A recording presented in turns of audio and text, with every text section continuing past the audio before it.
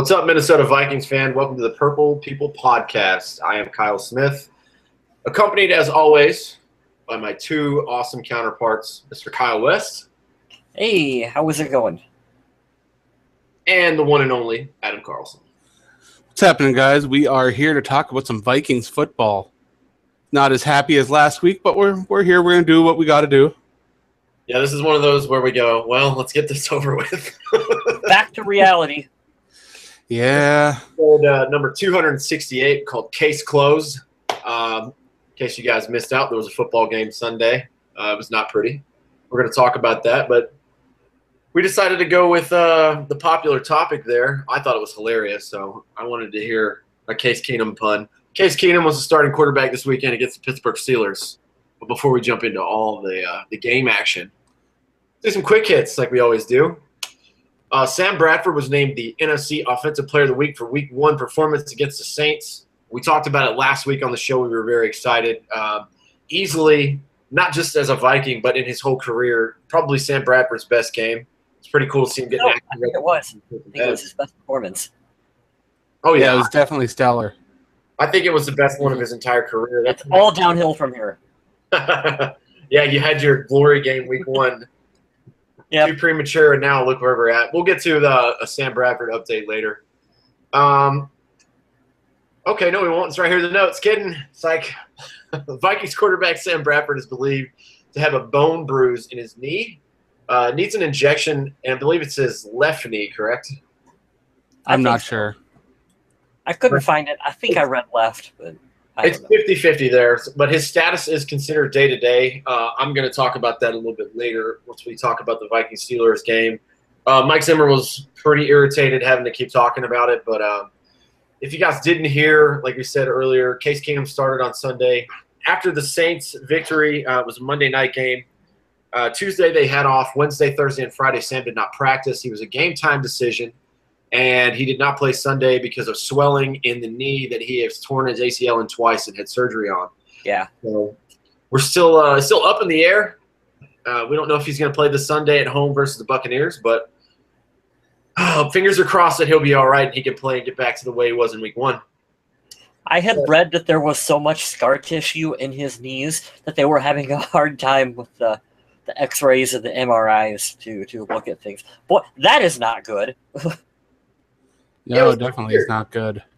It's really weird. I heard the same thing. It's just, I mean, I imagine if you've torn your ACL twice and had 2 surgeries and had to sit out for 2 years at least, probably not going to look very promising. But it makes you wonder because he played 15 games in a row last year and didn't really have – He was fine last season. Yeah, it was really weird. I wonder what exactly made it swell up this time. Maybe we can find something out later. I don't know. Hopefully we'll know more in a couple weeks. But maybe we can transition again, let's say, on the quarterback train here. There's a rumor out. Multiple reports have indicate that Teddy Bridgewater is so far ahead of schedule, the Vikings believe he could be ready to return by Week 6 of the regular season. I mean, that's fine and dandy. I support Teddy to death. You guys know we love him here on the podcast, but this is not the situation the Vikings want to be in. I think you want to name a clear starter for the year. Pray that the injury bug stays away from you, and you just continue on, because even if Teddy was to step back in and be 90% of his former self, I still believe with a new offensive coordinator and everything else, it's still going to take some time to get that rhythm and chemistry down, despite him knowing a couple of our guys. So I don't know. What do you guys think? I think it's great he's ahead of schedule, but it just seems to be the never-ending story with us, the quarterback carousel. Mm-hmm. My situation here is that if Teddy's ready, and I mean ready, I mean healthy, you almost have to bring him up because of the similar skill set that he offers to Sam Bradford with the quick, accurate passes. I believe that could be a seamless transition if Bradford isn't able to play with his knee situation the way it is. It would also force teams to kind of double strategize for quarterbacks, because Bradford offers a little bit different skill set in the fact that he's got that long arm, ability to just blast the ball down the field, whereas Teddy has a bit more mobility and he's a bit more wily in the pocket. So we hope. What I'm hoping off is the injury anyway. He's retained that. Well, so what I'm hoping is, first of all, I guess that there's got to be some hope that the performance that we saw from Case Keenum on Sunday, isn't indicative of how he would be in every backup situation, because that was definitely a struggle to watch. But we do have a lot of other factors going into that we'll talk about in a little bit here. But I do think that if you are talking about a backup quarterback being an improvement, especially one you may have to use with a nagging knee injury like Sam Bradford has, that having a quarterback like Teddy Bridgewater at your disposal is almost essential. Mm-hmm. And it's all rumors up to this point with Teddy. No concrete. There won't be anything concrete with Teddy until he is suited up on game day and taking snaps for the Minnesota Vikings. Until then, this is all speculation. I don't care. Well, he's on what PUP, Twitter not says. IR, right? Correct. He's on PUP. So they have to make a decision after 6 weeks, I believe, correct?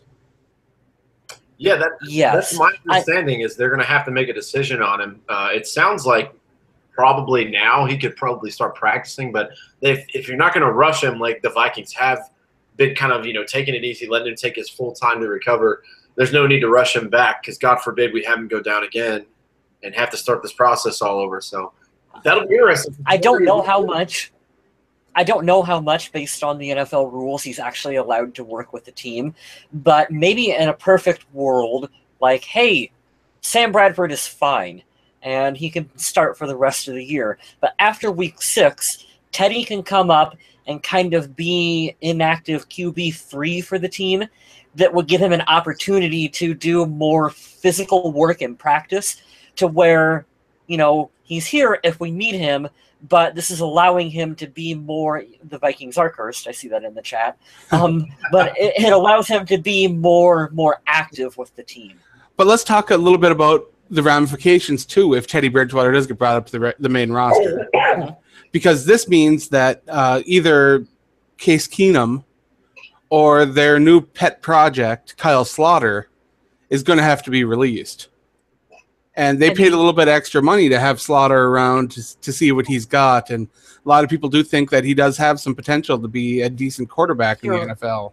Here's my opinion. My opinion don't matter for anything, but that's why we do the show, so I can share my opinion. But I'm tired of giving Vikings idiot third-string backup quarterbacks like they're going to be the next Tom Brady. We did this with McLeod Bethel-Thompson. We did this with Taylor Heineke. We've done this before. Who cares about Kyle Slaughter? I don't care. Cut him. When Teddy's ready, bring Teddy up. Kyle Slaughter, if he was anything, John Elway would have held on to him in Denver, but he didn't. They ended up releasing him for Brock Osweiler, who nobody wants. So what does that tell you about Kyle Slaughter? I mean, he's nothing. You can't really argue that point. I probably wouldn't have said it like that, but I love that you did. It's you make the right point, though. Yeah. I think we know that Teddy's proven enough to run this system. I mean, he was on the team that went to the playoffs. You notice I didn't say he led them, but he was on the team that went to the playoffs most recently. And like you said, I'm just going to go based off of statistics, because the older I get, the more sound and more reasonable I get and less of a homer. The percentage chance that you're going to have a Russell Wilson situation coming out of a guy that you just take a flyer on, it's not very high. Even with Case Keenum being thrust in at the last moment Sunday, I would take my chances on him versus throwing Kyle Slaughter in there, because and that's another rant. I have a rant tonight that I'm going to do on the show when we get done. But let's talk about Vikings fans and how once one little bad thing happens, it's just F this, I'm done with the season, blah blah blah. That was Kyle Slaughter's a good example. They're like, well, we might as well put him in now because, Case Keenum's playing and he's terrible. I was like, you guys don't understand what you're asking for. But I digress. Won't go through that because I want to keep these quick hits quick. We'll move right along because we promised you that we're going to talk about the game that happened. The Vikings visited the Steelers on Sunday, as we told you, about, I'd say, 30 minutes before game time. They said Sam Bradford's not going to be starting. Case Keenum would get the start at quarterback. Unfortunately, the Vikings fell 26-9 to the Steelers. There was some good spots in this game. Just to briefly go over it, we'll talk about stats here in a second. Got to see C.J. Ham get in the end zone. I did see, for the little bit that I got to see, I had to watch it in Spanish because my Fire Stick would not give me any links to watch it. So that was really But how's your Spanish? Are you fluent in it? By the time I leave El Paso, I better have like a minor in Spanish when I leave here. That's my goal. Yeah. But Antonio Brown was contained. Le'Veon Bell, for the most part, was contained. The Vikings game plan, and I said it last week, just in my opinion, I said, you know what I like the most is when they played the Saints, they looked like they actually did their homework, like New England Patriot-esque. We're just going to take away the best thing that you have, and you just have to beat us with number twos. Unfortunately, the Steelers did beat us with number 2 wide receivers, but they did what they were supposed to do as a generic, and that's what I liked. But as we go in, we do every week. We give a game ball and a donkey. I think I went first last week, so I'll go last this week, guys. Who did you guys like this week for your game ball? I'll lead things off with this. I went with Harrison Smith for my game ball this week. I went back and forth between a couple different players, but I finally decided that Harrison Smith did a great job in containing the run. He was all over the field, 7 tackles, 3 stops, even had a hurry on the quarterback, which he didn't get a chance to get in on the quarterback a lot because they kept to the edge pressure there from the defenders. But Harrison Smith was able to make a pretty good impact on both helping coverage, and he was huge in the run game. Huge. Pro Football Focus gave him a score of 86.5 for the game, which is pretty darned impressive. I love it. Glad to see him getting some love. I went with Everson Griffin for my game ball for the week. He had 2.0 sacks on the game, registered a lot of really good plays for this team. He's always a highlight, even if it don't show up in the stats. You've seen him out there getting QB hurries and just making generally good things happen for this defense. I'm a week late, but segue from here, Everson Griffin. If you guys didn't see before the game against Pittsburgh on Sunday, last week after the Saints game, they had it, I think Wednesday or Thursday, they posted it up, so it may still be floating around on the app, but definitely on the website. Everson Griffin was wired for sound for the game against the Saints. Oh. So it was entertaining, so you guys should check that out. Everson Griffin had a really impressive game. The Vikings only had 9 total hurries on Ben Roethlisberger during that game, and Everson Griffin had 4 of them against Andrew Villanueva. I like that guy too. Weird story because I'm in the military, and he has a cool background. He actually did a couple of tours. Alejandro Villanueva, sorry. Yeah, he did a couple of tours overseas, and then he's playing for the Steelers now. That's pretty cool. But yeah, I gave mine to Dalvin Cook. I guess it would, compared to last week, is kind of a pedestrian day, but Cook has proven to do it all. He catches, he rushes, I think he blocks all right. He had 12 carries for 64 yards, so he's chugging right along. With the good performance that he had against the Saints and this all right performance against the Steelers, because we just couldn't really get a lot going on offense in this game. I like it, man. He's almost averaging 100 yards a game with this total, so I'd like to see him keep going along. But I'm impressed by him so far, and I think it says a lot that he still remains the starter, and he probably will throughout the year over a veteran in Latavius Murray. I'm still here on the Pro Football Focus site, and it's got some pretty cool stats for Dalvin Cook here. It says he averaged nearly 3 yards per contact, 3 yards after contact per carry, forced 3 missed tackles, and was just shy of converting his longest run of 25 yards into the end zone. And I think he's still towards the top of the league in rushing yardage, correct? I'm not sure. To be honest, I haven't taken a peek at it. I think, and don't quote me on this, I'm probably wrong, but I thought he was like 3rd still. Ooh, that'd be nice. I do want to give a little bit of props to Kyle Rudolph on a nice leaping catch where he had to go up and get the ball that was way too high for him, because that was one heck of a play. He almost got my game ball for that. Almost. It would have been in the end zone if it would have been a touchdown. Difficulties, guys. I apologize. I was going to ask you to tell me one more time. You had some cool stats about Dalvin Cook from Pro Football Focus? Yeah, that's what I just read off there. Okay, cool. I'll have to go back in the show and I can read it off one more time. Let's see. I'm on the wrong bit now here. There we go. He averaged nearly 3 yards after contact per carry, forced 3 missed tackles, and was just inches shy of converting his longest run of 25 yards into the end zone. I'm really impressed by this kid. Forcing some missed tackles, gaining yards after contact, those are the things you want to see from your running back in a situation like this. Good stuff. Let's move on to our donkeys this week. I usually like giving the offensive line a lot of love. I'm all for, showing those big guys a lot of attention because they don't get a lot. But every once in a while, the attention isn't the kind of attention you want. And I do think that this may have been Nick Easton's worst game as a pro. He had some big fellas lining up across from him.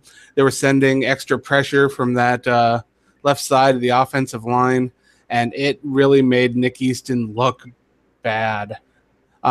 This is coming off a week where last week he didn't allow a single pressure. So as a whole over the season, I don't think Nick Easton is, awful, but this game was definitely not going to give him any highlights. It was growing pains all over for the offensive line, and I was impressed with their week 1 performance. I think a lot of fans were. This week, I'm just going to chalk it up to there is still some inexperience out there. You're dealing with some rookies and a group that has to grow together. They did not do well, but I do believe in this group. I think that the Vikings have a good core group of players on the offensive line, and I think they will bounce back. I think that's a fair assessment. I think so, too. I was nervous at first in the preseason, talking about the O-line and the first-team offense. I think we were all a bit concerned with no first-team points scored. But seeing how they did play against the Saints and how I know the potential that they do have, I think the Vikings did the right thing, making some bold moves like getting rid of Alex Boone and going with the younger guys, which you can never find that science down, too perfectly on, is the guy past his prime or is this guy too early to start? But I think they did the right thing now. So, but let's give a little bit of credit too to that Steelers defense. They were using a lot of really interesting looks. They have strong front. They at one time were just known as a team that had a horrible secondary and an offense where you had to outshoot them. And this defense, it's the real deal. TJ Watt took the starting role from James Harrison, who is still a monster at 39 years old. TJ Watt looked awesome, and he is as advertised, just like his brother. But all around, they've got some good playmakers. And you guys got to remember, like I was saying, I'll get to my donkey in just a second, but this is the second best team in the AFC as of last year, 1 game away from the Super Bowl behind the Patriots. And you have to go into their house with your backup quarterback at a game-time decision. I think we did the best we could with the pieces that we had. I wouldn't say that we would just give up because Case Keenum starts, but it does. You can feel the momentum sink back, not in your favor because of that happening. But for me, I didn't want to do this, but somebody changed it in the chat. Kai Bubblebath, Kai Forbath missing extra points, 2nd week in a row. I'm not going to go off Blair Walsh on you because field goals are more important than extra points. I get it, but you got to make the extra points. I hope this isn't a habit. I don't think it kind of already is for him. What's that? It kind of already is. He struggles with the extra points. I don't know what to say. I don't think it's quite time yet to start thinking of a Blair Walsh situation, but definitely concerning if it goes into week 3 and it happens again. He could be fighting for a spot if he keeps this up, which is weird to say because he was damn near perfect last year, and he just came and got thrust into the situation. He's been perfect on field goals, but he has struggled on extra points ever since he came over to Minnesota. Mm-hmm. I believe he missed 3 last year, and he's already missed 1 in each game this year. So he has gone on record, Kai Forbath has, of saying that he's not too concerned about the situation, but I think that the coaching staff probably is. Mike Zimmer is probably not too happy, and he will find a new kicker. It's nowhere near that point, but Mike Zimmer doesn't like special teams. I don't know if you guys have noticed that. We're at the almost concerning section of the chart of concern. Yeah. But yeah, I do think that extra points should be closer to automatic for a lot of kickers in this league. I did hear an interesting point from John Gruden, and then we can get on to more of the breakdown, but where he's been on the record for saying he does not like the extra point being moved back further, because he does feel that it should be automatic and that it's kind of part of the touchdown celebration, in a sense, is that he doesn't like how it messes with the flow of the game. And I'm not just saying it because we've had a lot of problems with missed extra points. I kind of agree with him. I kind of like, you score a touchdown, you kick the extra point, it's a little further forward, it just goes through, and you don't have to worry about it. It's odd. It's odd how it messes with the flow of the game. I don't know if I like it. We've got a donkey in the chat here. Paul Gruber gives his donkey to Brian Robison for jumping off sides in a situation where they had the Steelers stopped on 4th and short. Yes. That was very uncharacteristic, but I don't think that was the only one, if I remember correctly. There were flags everywhere during this game. From the time that I watched, I'll be honest with you, and shame on me if you want to say it. I don't really care, but after I saw that this game was probably not going to go in our favor, I just shut it off. I couldn't take it a lot, and that's what I'm going to break down now. Let's talk about the quarterback situation because I have it here. Call me just crazy if you like, but if you have your backup quarterback starting, I'm not going to make him throw the ball 37 times. That's the thing that I was very stunned on. Case Keenum threw the ball 37 times, and he's our backup. I think that's way too much. I wouldn't even want Bradford throwing it 37 times. 38 passes to 20 carries just isn't a good ratio. It's what happens when you get behind, though. Oh, man. He had a 65.9 rating, average 4.5, 167 yards. He got sacked a couple times. His QBR was 24.7. It was Jesus, 24.7. he had a rough outing, and like we said, credit the Steelers' defense because they were just getting to him, and the offensive line struggling a little bit compared to week 1. I kind of figured it was going to go this way, but in a game like this, I would have ran the ball probably 75% of the time.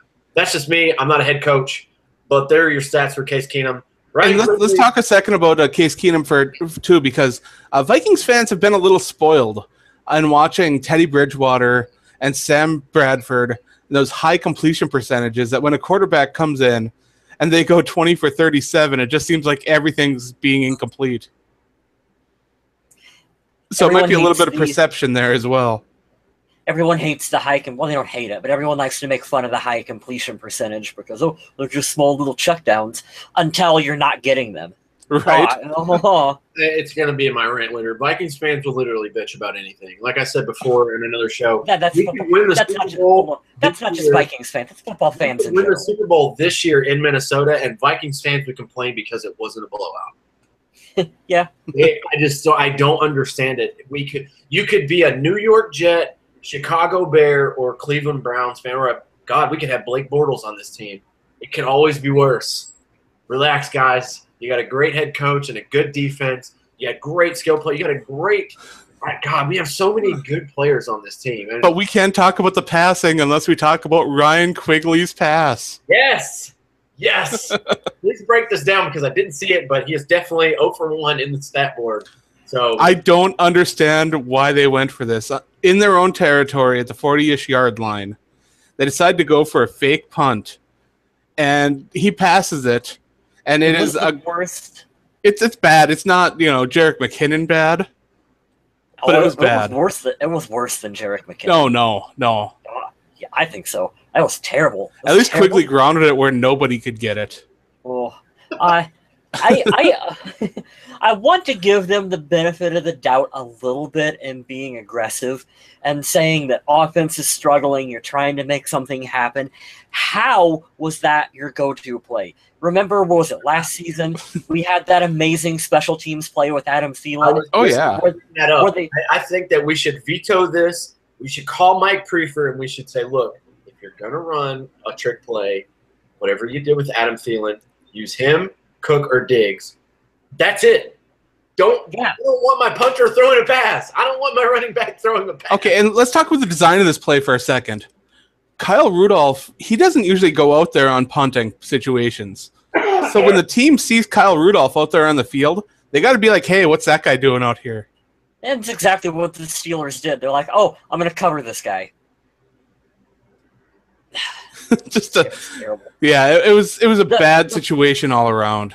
The fake punt with Adam Thielen worked because they all season long that was just built into normal punts, and he was there, and he was on the field. Right. And so when they actually did it, no one expected them to do it, and this was terrible. And you should never have... it was the dumbest thing I've ever seen, and it's week 2 of the regular season. Oh, we still have 14 more to go, boys. I'm sure we'll do this. A lot more football to go. Moving on to the rushing, Dalvin Cook led the way with 12 carries, 64 yards, 5.3 average. The longest run was 25. Jerick McKinnon and Latavius Murray had 3 carries apiece. McKinnon had 16 yards, 5.3 average. Latavius Murray has been very, very underwhelming. Quiet.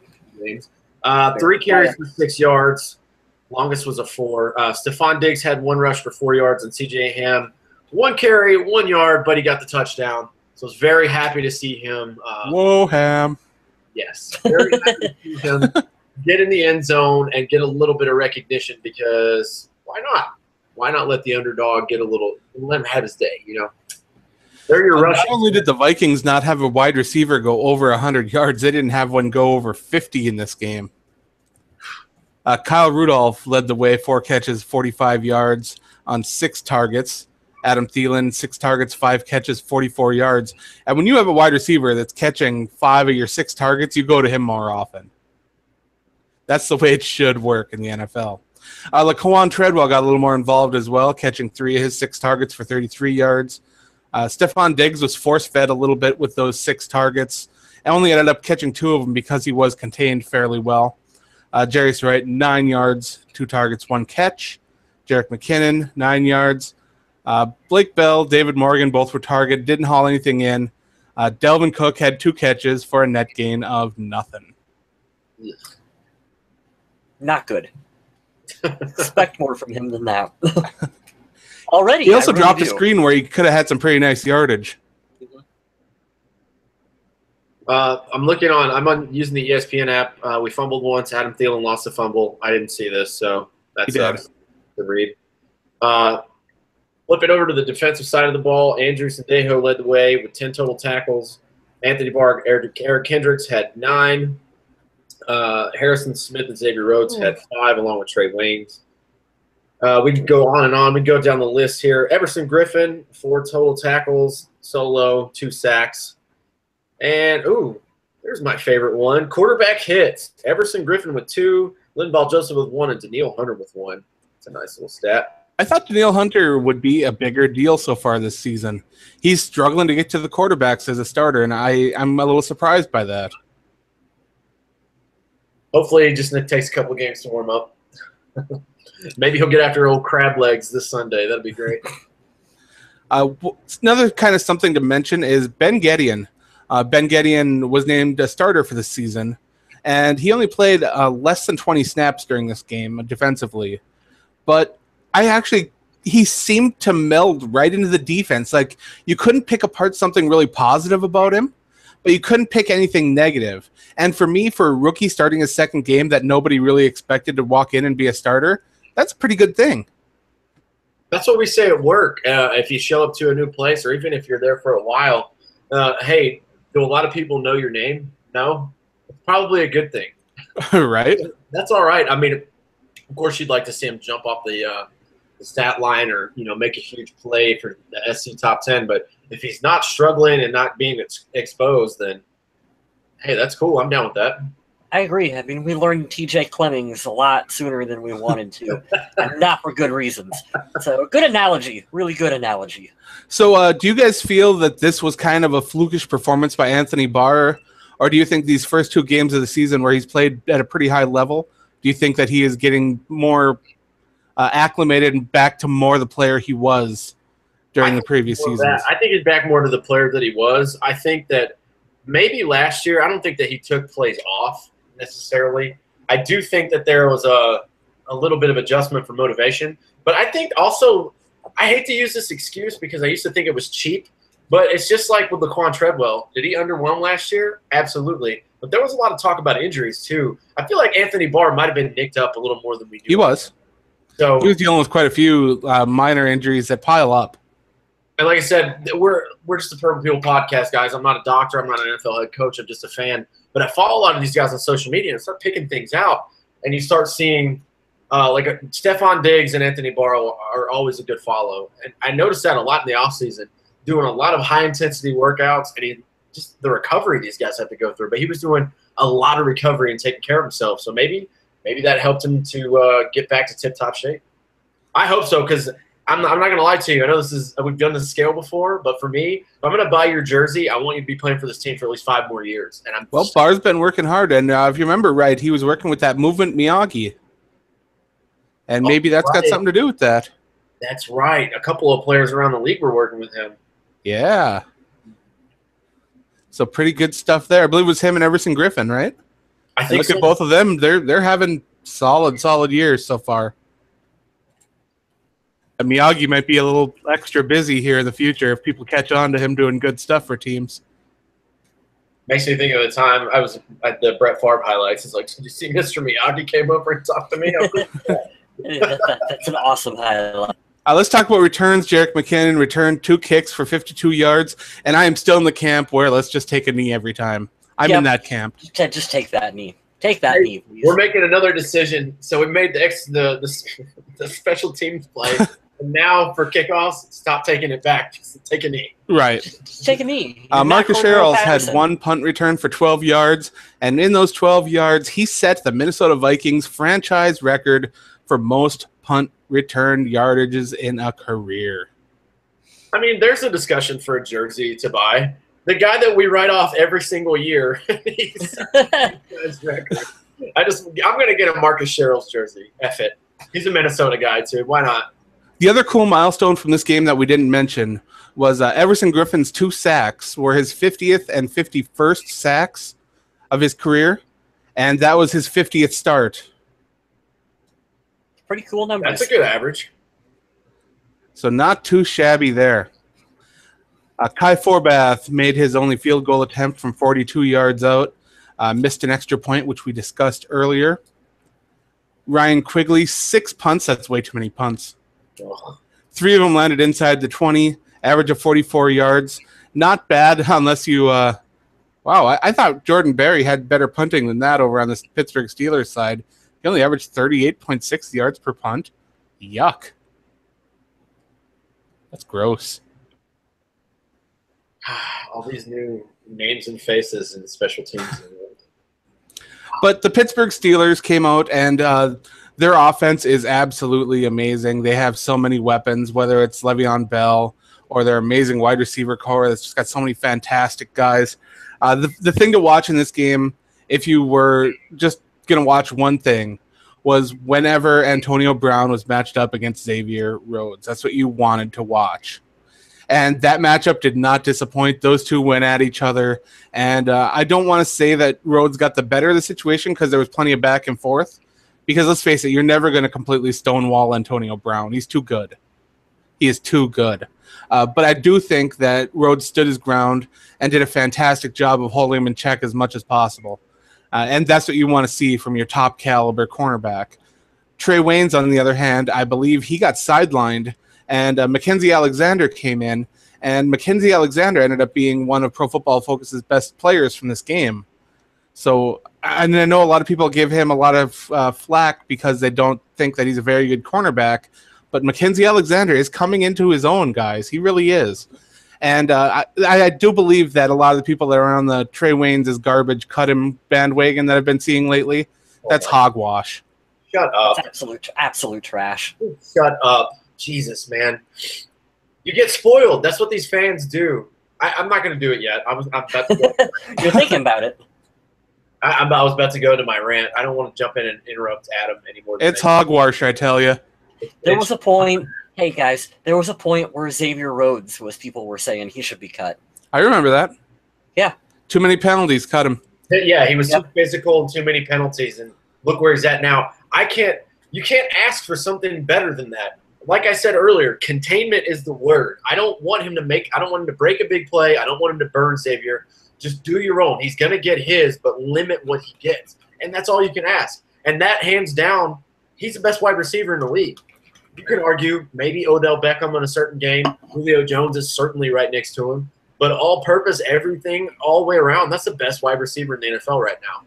And I think holding Antonio Brown to 5 catches for 62 yards, that's good. It's not bad. That is darn good. Martavis Bryant took advantage of some juicy matchups. When he was one-on-one against Newman, it was not pretty. Oh, as we've said before about the matchups of Newman against speed, just isn't good.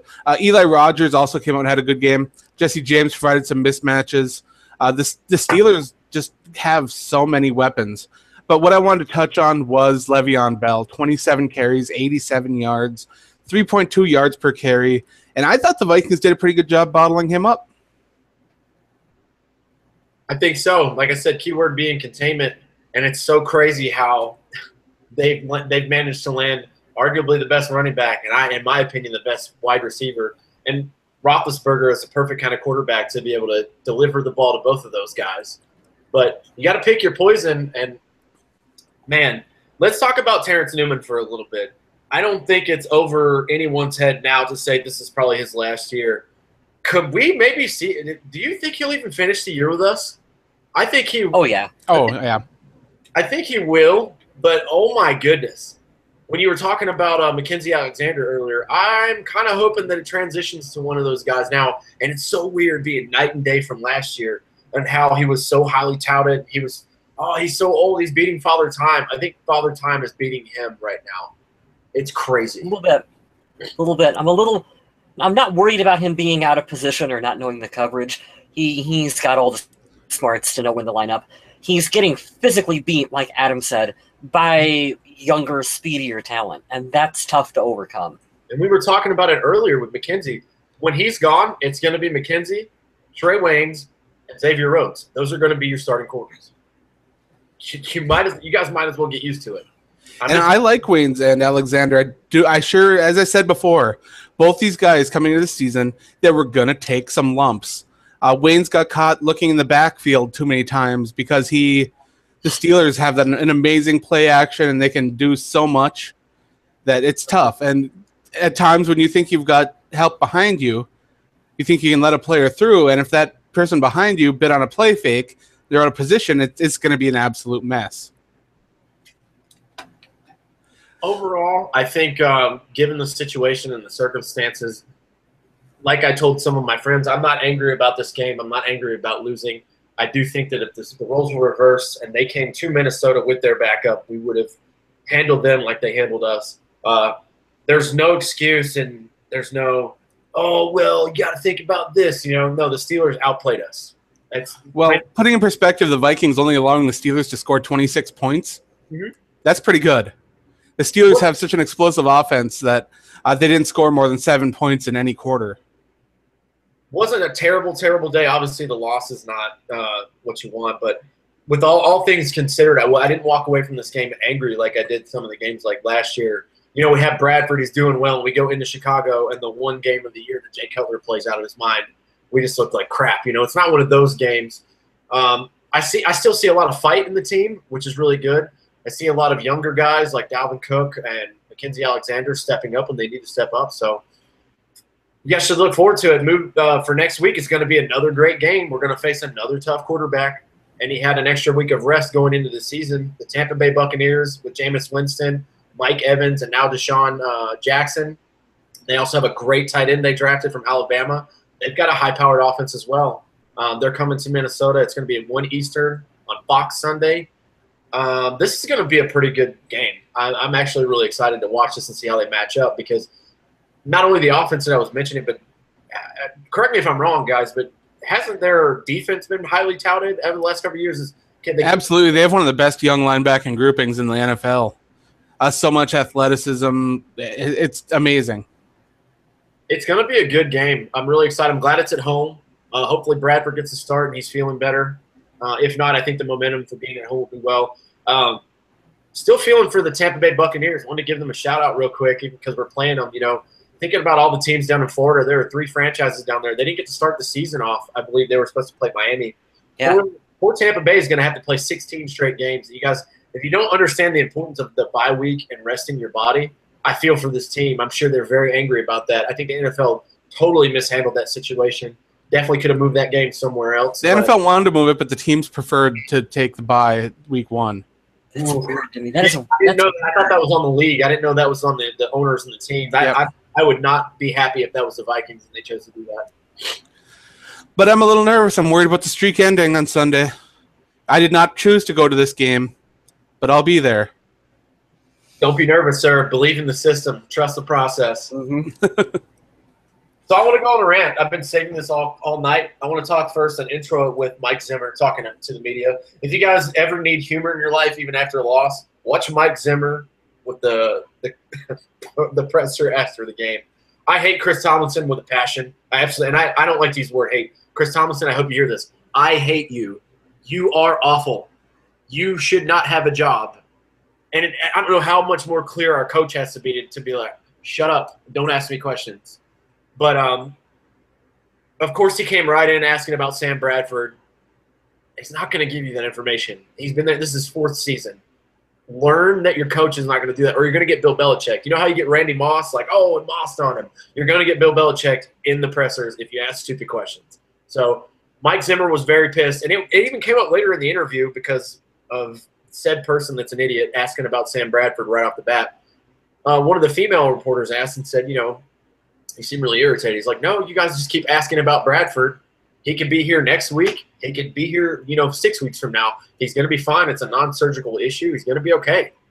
And I love that to start out with. But Vikings fans as a whole, I want to get really spirited and get angry and say mean things, but you guys just need to calm the hell down.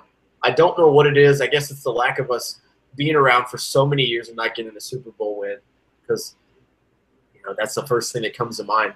Stop bitching. Stop complaining. Stop whining when bad things happen. Bad things happen to every team every year. The Patriots just won the Super Bowl. They got blown out in week 1 and they lost their best receiver. It happens. I get it. I'm seeing on the internet that we should just trade Teddy Bridgewater, cut Trey Waynes. We should just put in some guy we signed on Friday at quarterback. Just breathe. It's not going to be any better if we do what you guys ask. And there's a little portion of me, if it was just up to me, just for shits and giggles, I would do that. If I had the operations and the power to do that one day.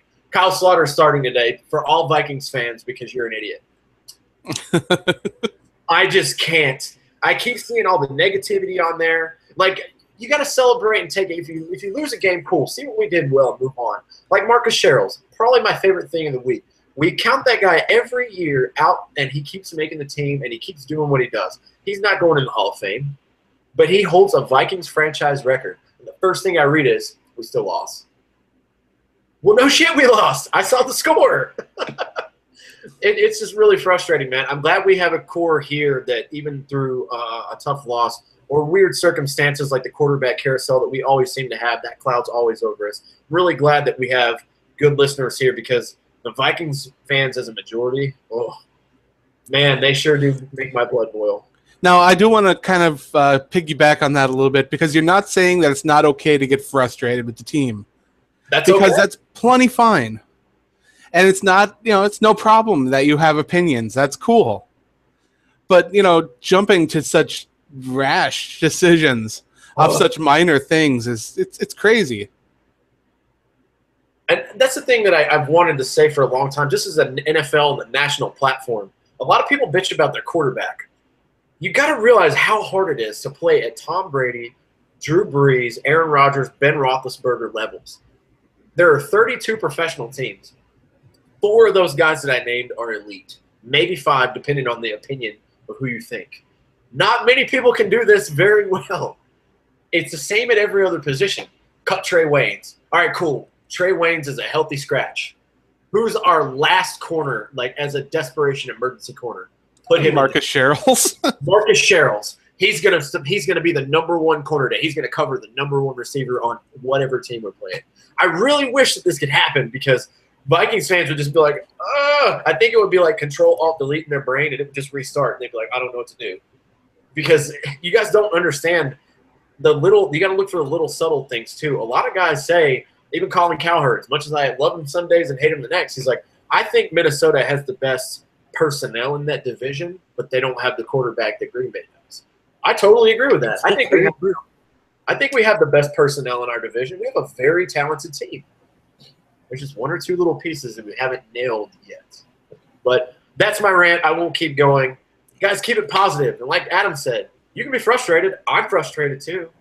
But jumping to such rash, immediate things like I keep seeing on the internet, it's not going to help it at all. It's going to make it way worse. If you drink, just have a shot of whatever you like. Press on to the next week. I don't know. Let's do an update on the Purple People Podcast Yahoo Survival League. Yes. Week 2 is in the books. We got 6 more strikes handed out this week. And a majority of those, 2 of them, were because people didn't make picks. We did have the American Viking choosing the Vikings to beat the Steelers, which I admire that bold pick. I do, but didn't quite work out too well for you.